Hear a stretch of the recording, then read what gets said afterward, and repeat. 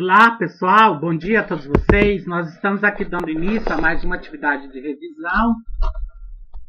E aí, nessa aula de hoje, nós vamos ter como tema, então, a Reforma Protestante e a Contra-Reforma. Nós vamos falar, então, sobre esse momento que aconteceu, então, lá na Europa, aí no século XVI. Mas antes, aí, né, de eu começar a minha aula, eu quero aqui, né, dar um troféu, né, para uma aluna, né, que vem se destacando muito aí, né, sendo responsável, trazendo as atividades em dias, né, muito disciplinada, muito organizada. E aí esse troféu hoje, tá? Esse Oscar vai para a aluna Manuele, tá? A aluna Manuele, deixa eu ver aqui o sobrenome dela, Manuele Gomes, tá? Então, esse troféu aqui vai para a aluna Manuela Gomes, né, que é uma aluna de destaque aí por ser uma aluna muito responsável, uma aluna muito dedicada, muito compromissada com o estudo e faz ainda, além do que eu peço, né, para fazer, ela faz. Então, eu quero aqui dedicar esse troféu a essa aluna, né, que é o nosso destaque, então, da semana.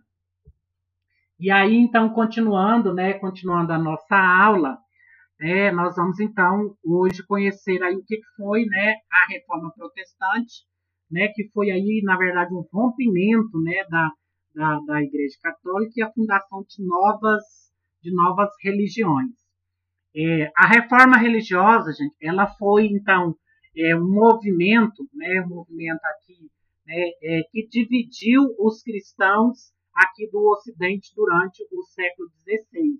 Né? Então, alguns líderes que faziam parte da Igreja Católica não estavam, né, aqui conformados com os caminhos que a Igreja estava tomando, e aí, então, esses líderes resolvem, então, criar outras manifestações religiosas na Europa, além da Igreja Católica.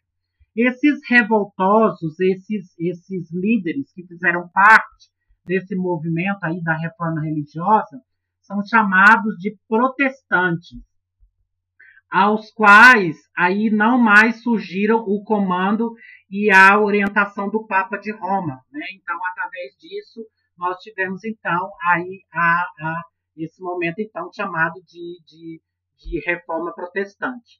Quebrando, então, a unidade religiosa cristã, a reforma protestante estabeleceu o fim, né, aqui da quase milenar supremacia eclesiástica na Europa. Né? Então, foi um cisma, né, uma divisão, uma quebra aí, né, de uma estrutura que era uma estrutura milenar aqui, né, eclesiástica, né, que era a Igreja Católica naquele momento da Europa. Quais foram as origens que levaram aí, né, o movimento reformista, né? Quais foram os episódios que desencadearam aí, né, esse movimento reformista? A posição que a Igreja conservava de maior proprietária de terras em toda a Europa controlava, então, por exemplo, gente, cerca de 1/3 das terras, né, aqui francesas e mais de 40% das terras férteis alemãs. Então, a Igreja Católica, gente, naquele momento, era dona, né, de mais de 40% aí, né, quase que 50% das terras que viviam na Europa. Né? Então, estava sob o domínio da Igreja. Então, a Igreja Católica era, naquele momento, uma das maiores instituições, né, feudais, né, que tinha naquele momento. O Papa era visto como um estrangeiro que arrecadava os impostos cobrados nos feudos da Igreja, além de diversas outras tribos extraído de todos os cristãos para enviá-los a Roma, dificultando então as finanças nacionais.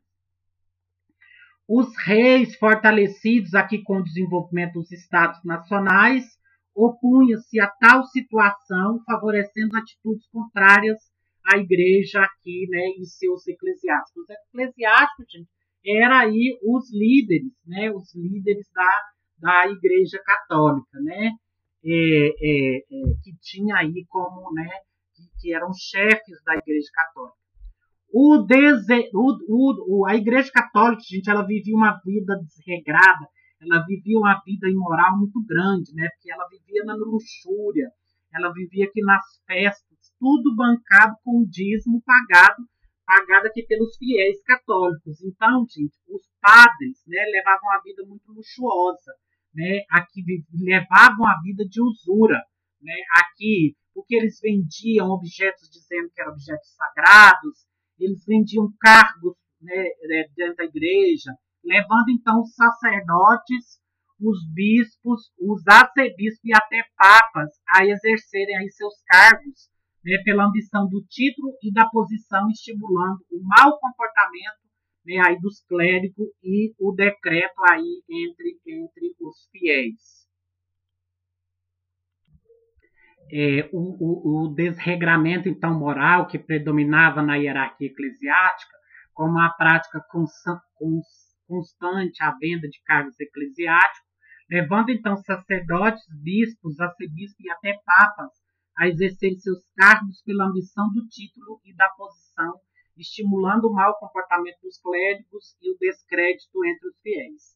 Depois, um outro fator que vai ser responsável aí, né, pela reforma seria a venda de indulgências, né? O que seria isso? Seria um comércio que a igreja estava fazendo com as promessas de redução de pecados, né? Porque os fiéis, né, que estavam arrependidos dos seus pecados temiam muito o purgatório. Purgatório esse, gente, que inclusive foi criado pela Igreja Católica, né, aqui como um local de punição daqueles fiéis que não seguiam as normas e os dogmas católicos. E aí, então, eles vendiam, né, aí as chamadas indulgências. Depois nós vamos ter a venda de cargos eclesiásticos e até relíquias sagradas, né, como o caso aqui de milhares de lascas da cruz de Cristo ou os ossos, né, do burrico de São José. Isso eles diziam, né, que era aí, né, objetos, né, aqui sagrados. Essa comercialização desregrada, a gente vai transformando, então, aqui com que os próprios líderes da Igreja Católica se revoltassem, né, com essa postura que a Igreja estava tomando, e aí começa, então, um movimento protestante, né, eles começam, então, a protestar aí, né, contra esse processo que a Igreja estava levando. Nós vamos ter, então, aí a venda, né, das indulgências.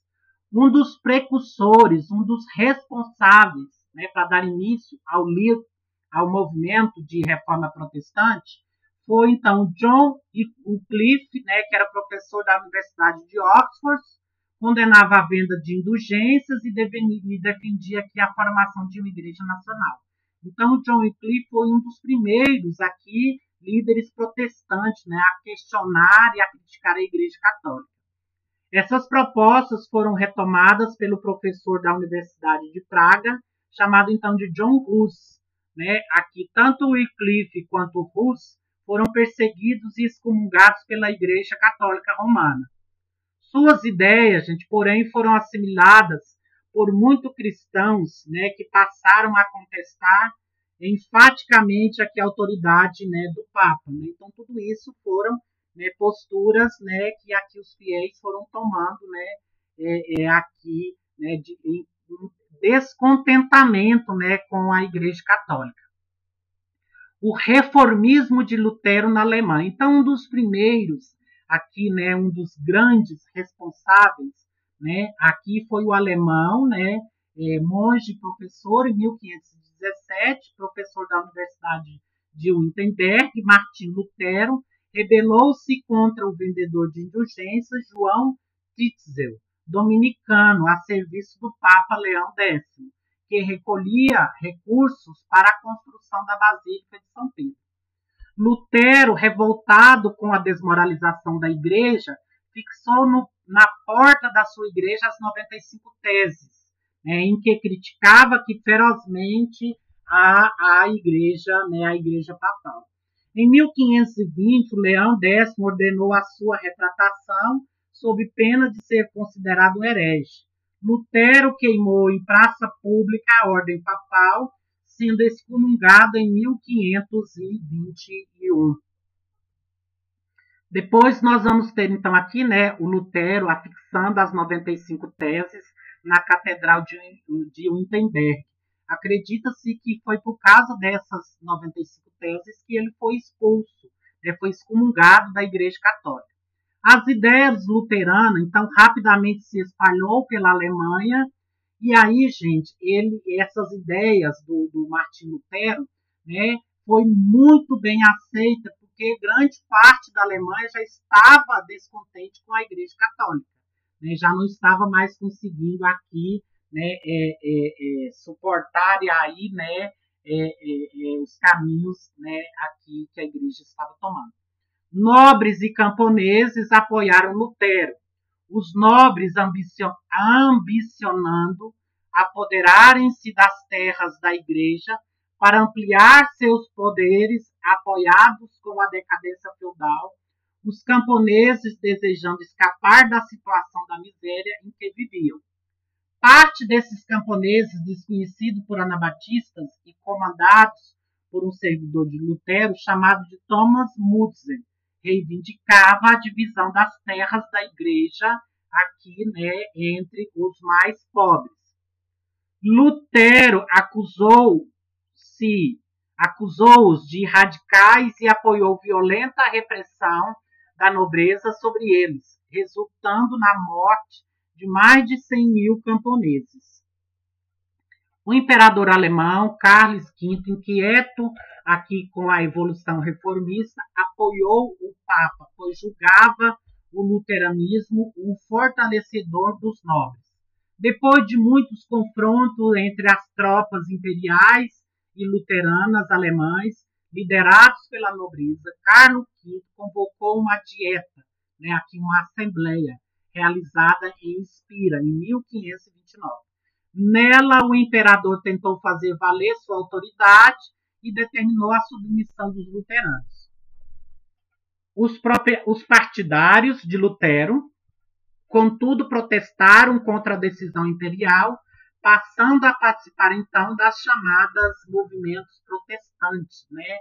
Aqui, então, logo o movimento protestante, gente, foi rapidamente aqui, né, convocando cada vez mais fiéis. Somente em 1555, os príncipes alemães ganharam o direito de escolher a religião que desejavam em suas terras, confirmando o triunfo de Lutero na Alemanha, né? Então, aí, né, os alemães foram, então, rapidamente, né, aderindo aí à reforma protestante.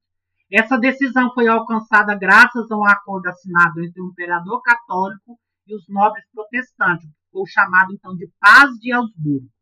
Em meio à expansão aqui luterana na Alemanha, os conflitos então entre o imperador Carlos V em 1530, Filipe de Melanchthon, discípulo de Lutero, redigiu a Confissão de Augsburgo, definindo aqui a doutrina dos protestantes, né, sendo elas então as seguintes. A doutrina dos protestantes aqui, né, do Martim Lutero, né, a doutrina do Martim Lutero, ela vai ter por base a teologia agostiniana, né, de Santo Agostinho, que defendia a fé como única fonte de salvação. Né? Então, Santo Agostinho dizia que a única forma de salvação seria através da fé. Para os luteranos, a Bíblia era a autêntica base da religião, e, portanto, o culto deveria reduzir-se à leitura e ao comentário das Escrituras Sagradas, reconhecendo apenas dois sacramentos, o batismo e a comunhão. Não aceitava o culto da Virgem e dos santos e negava a existência do purgatório. Nos cultos religiosos, adotaram a língua nacional no lugar do latim, e os ministros religiosos deveriam integrar-se ao mais possível na comunidade dos fiéis. Aboliu o celibato clerical, isto é, os sacerdotes podiam então se casar aqui dentro da igreja luterana. E começa então a ser fundada a igreja luterana na Europa, né? Porque naquele momento a única igreja oficial que existia era a igreja católica.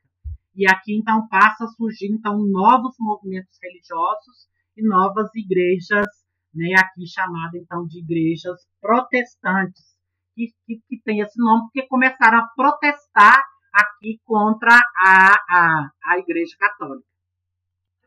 O segundo era que, para os luteranos, a Bíblia era a autêntica base da religião, o culto deveria reduzir a leitura e ao comentário da Bíblia, né? Então, aqui que durante as celebrações, né, o culto deveria reduzir-se somente à leitura e fazer alguns comentários sobre aquele texto bíblico. Depois, o outro dogma, que o outro princípio, né, aqui da doutrina dos protestantes, né, aqui era reconhecimento apenas de dois sacramentos, né, que era aqui o batismo e a comunhão, que eram os únicos dois sacramentos existentes na religião, né, aí daquele momento, né, da religião luterana. Não aceitava o culto da Virgem Maria e dos santos e negava a existência que existia aí um purgatório. Nos cultos religiosos, adotaram uma língua nacional no lugar do latim e os ministros religiosos deveriam integrar-se o mais possível na comunidade dos fiéis. Houve a abolição do celibato, né, aqui, ou seja, que os padres, né, aqui os sacerdotes, né, dentro da igreja luterana podiam casar, como que na igreja não podia, né, na igreja luterana já poderia casar.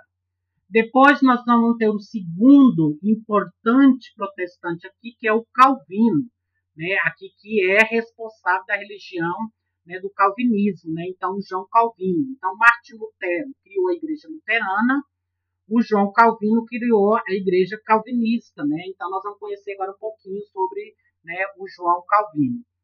O calvinismo foi inspirado aqui no luteranismo alemão. O francês, né, João Calvino, publicou em 1537 uma obra chamada de Instituição Cristã, na qual se acha apresentado aqui os pontos centrais do que mais tarde viria aqui a constituir-se na doutrina calvinista.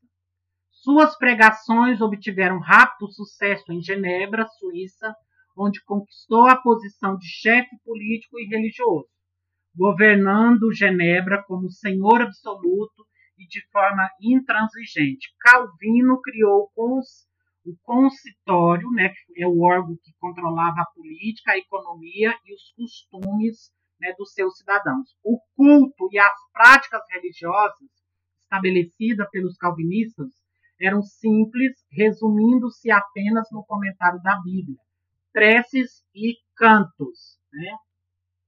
Depois nós vamos ter, então, também não se admitiam imagens e só se aceitavam os sacramentos da Eucaristia e do batismo. Defendendo a predestinação, Calvino via no sucesso econômico a indicação divina dos escolhidos para a salvação eterna.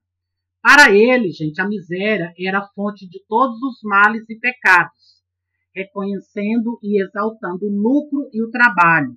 Passou a ser considerado o pregador espiritual do ideal burguês. A doutrina calvinista, adequada às expectativas capitalistas, conseguiu rapidamente a assimilação pelo segmento burguês em toda a Europa. O calvinismo, então, né, o João Calvino, entregaram-se aos seguidores em vários países. Depois nós vamos ter o Henrique VIII, que foi o criador da Igreja Anglicana. O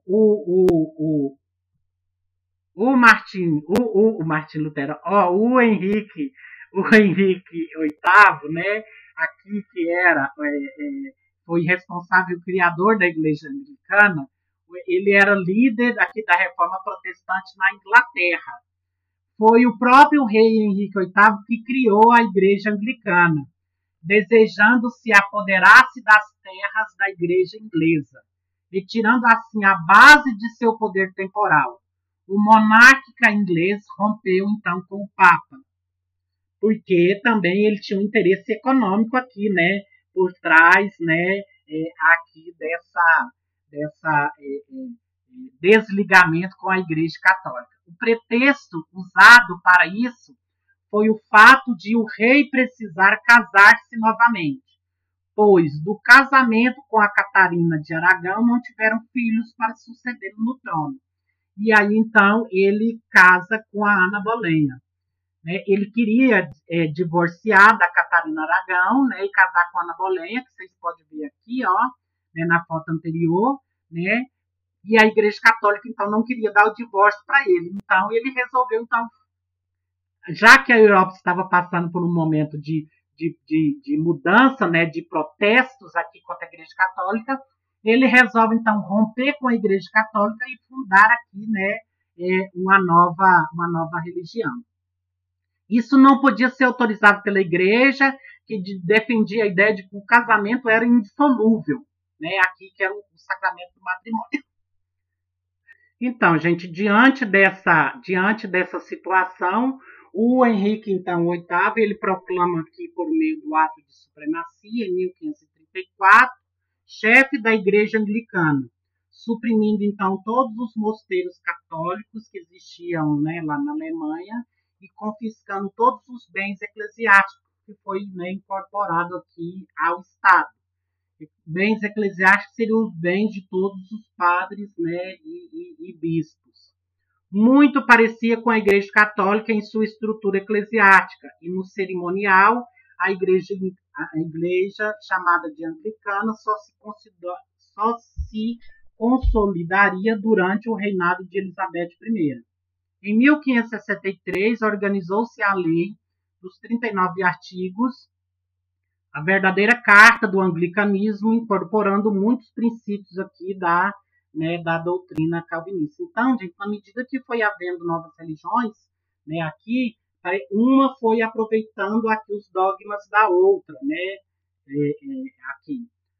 Aí, gente, o que acontece? A Igreja Católica, preocupada com essa situação, né, em que eles estavam passando, né, perdendo aqui a quantidade de fiéis, perdendo as propriedades rurais que estavam tendo aqui, a Igreja Católica, então, faz aqui a chamada Contra-Reforma Católica, né, que foi aqui, né, então, uma série de mudanças aqui dentro da Igreja Católica.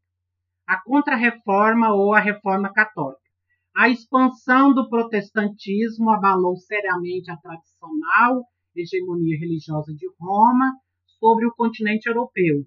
Para conter a difusão das ideias protestantes, surgiu um movimento denominado de Contra-Reforma, que ao mesmo tempo buscava fortalecer a Igreja Papal e moralizá-la, adotando então novas medidas que compuseram aqui a Reforma Católica. O catolicismo foi obrigado a adequar-se aos novos valores aqui que eram decorrentes do desenvolvimento do capitalismo comercial, dentre os quais nós podemos citar o seguinte: a criação da Companhia de Jesus, idealizada pelo espanhol Inácio de Loyola, onde os jesuítas seguiam disciplinas militares, constituindo aqui um grupo bem formado e disciplinado, cuja missão principal era combater infiéis e protestantes. A importância que esses religiosos atribuíram à educação fez com que monopolizassem as instituições de ensino de diversas regiões, visando aqui primordialmente difundir a ideologia católica romana. Depois, o Concílio de Trento, em 1545 a 1563, convocado pelo Papa Paulo III, no qual se discutiram os problemas do cristianismo e se difundiu a atuação da Igreja diante da expansão do protestantismo. Então, gente, o que acontece? A Igreja, então, vendo que estava perdendo tantos fiéis, ela começa, então, a reorganizar aqui uma série de medidas, né, para tentar conter aqui a debandagem que estava tendo aqui da Igreja Católica. Para isso, então, eles reorganizaram o Tribunal do Santo Ofício, né, que era aquele tribunal que perseguia os infiéis, né, e aquelas mulheres acusadas de bruxaria, né, aqui que era uma forma de normatizar a fé e a vida dos fiéis. Aqui houve, então, o Concílio de Trento, gente, foi aqui uma série de reformas, né, feitas aqui dentro da Igreja Católica. Então, foi uma série de mudanças que eles realizaram aqui dentro da Igreja Católica, né, tendo como objetivo aqui essa reforma. A perseguição inquisitorial a todos que, de acordo com seus critérios, pusessem em risco aqui a fé em Cristo, assumiu muitas vezes um caráter de tortura e morte de milhares de pessoas. Houve também a publicação do catecismo, né, que seria aqui um resumo da doutrina católica, usada aqui para orientar e catequizar as crianças e os jovens nas chamadas escolas evangélicas ou escolas catequéticas, né, que era chamada aqui, né, esse momento de estudar o catecismo. A elaboração do Index, né, que foi essa relação de livros proibidos aos católicos. A Igreja Católica buscava impedir a difusão das ideias protestantes e das vozes discordantes do seu ideário religioso. Dele constava as Bíblias luteranas, calvinista e anglicana, e diversas obras de intelectuais da época, como o caso de Galileu Galilei, Giordano Bruno e Isaac Newton. A censura estabelecida com o Index ao longo do tempo revelou-se um sério entrave ao progresso cultural e científico aqui da Idade Moderna. A Europa, então, vai ficar dividida, né, aqui entre o catolicismo e a Igreja Protestante. Então, em meados do século XVI, a cristandade na Europa estava dividida aqui em várias igrejas. Dentro de cada país, as pessoas eram obrigadas a seguir a religião do rei. Por exemplo, nas regiões da Alemanha em que o luteranismo havia sido adotado, os católicos foram perseguidos. Na Espanha e em Portugal, a Inquisição perseguiu os protestantes, os judeus, os cristãos novos e os muçulmanos. Os católicos e calvinistas na França. Qual que era essa relação entre católicos e calvinistas? Na França, houve a divisão, então, de católicos, protestantes, que se manifestou de forma violenta. A divisão mais acirrada opunha aqui os católicos calvinistas às chamadas de huguenotes, né? Então, na França aí tinha esse grupo de católico, né, aqui mais acirrado, né, que opunha aqui, né, o catolicismo e o calvinismo, né, aqui os chamados de huguenotes. Apesar da perseguição movida pelo governo católico, os protestantes se expandiram pelo reino, concentrando-se em novos centros comerciais mais importantes como o de Paris, Lyon e Orleans, né, aqui. As tensões entre católicos e calvinistas se agravaram no reinado de Carlos IX. O momento mais grave da crise ocorreu em 24 de agosto de 1572, a chamada Noite de Bartolomeu, quando cerca de 30 mil huguenotes foram massacrados em Paris, da mão do rei, a católica Catarina de Médici. O terrível episódio desencadeou aqui uma onda de guerras religiosas na França, que provocou a morte de milhares e milhares de pessoas. O conflito só terminou com a promulgação do Edito de Nantes, em 1598, que concedeu aqui a liberdade de culto aí no país. Agora lá na Escócia, o que aconteceu lá na Escócia? Os calvinistas tiveram aqui como um dos principais pregadores do movimento protestante, é o John Knox, e adotaram então o nome chamado de presbiterianos, né? Aí onde surge a igreja presbiteriana, né? Que inclusive é muito conhecido aqui no Brasil, né? Aqui até em Goiânia tem a igreja presbiteriana, que era aqui organizar em sua igreja a partir de conselhos, chamado então de conselho de presbíteros. Na Inglaterra, os calvinistas foram chamados de puritanos, os predestinados, e na França os huguenotes. Em outros países, como Holanda e Dinamarca, o calvinismo ganhou inúmeros adeptos, confirmando o sucesso da doutrina diante do progresso econômico capitalista, né? Nós tivemos aí, então, né, esses vários huguenotes. Referências e... isso aqui não precisa. Então, seria isso, né? Essa ideia de reforma protestante, né? Ela vai se dar aí, né? Por causa dos caminhos que a igreja estava se tomando. E aí, com a criação do movimento protestante, né? Que aí em cada lugar, em cada país europeu, né? Que vai criando aí, né? A sua religião, nós vamos ter aí, né? Essa forma de aceitação da igreja protestante, né, não foi assim muito bem aceita, né? ela houve aqui muitos revoltosos aqui, né? Houve aqui muitos problemas, né? Aqui com relação à aceitação do protestantismo. E isso foi lidado, então, né, através do conflito de guerra, né? Então, muitos protestantes, né, guerrearam aqui contra a Igreja Católica, porque a Igreja Católica não queria aceitar, né, aí a expansão, não queria aceitar o crescimento, né, aqui do movimento protestante. Então, gente, seria isso, né?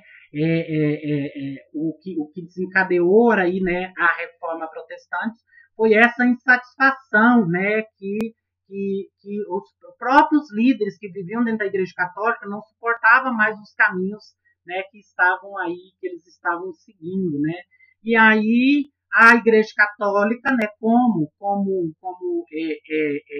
preocupada, né, aqui a debandagem que estava acontecendo aqui dos fiéis, a Igreja Católica, então, né, faz a chamada reforma protestante, né, a contra-reforma, que foi aí, né, a convocação, né, de vários, né,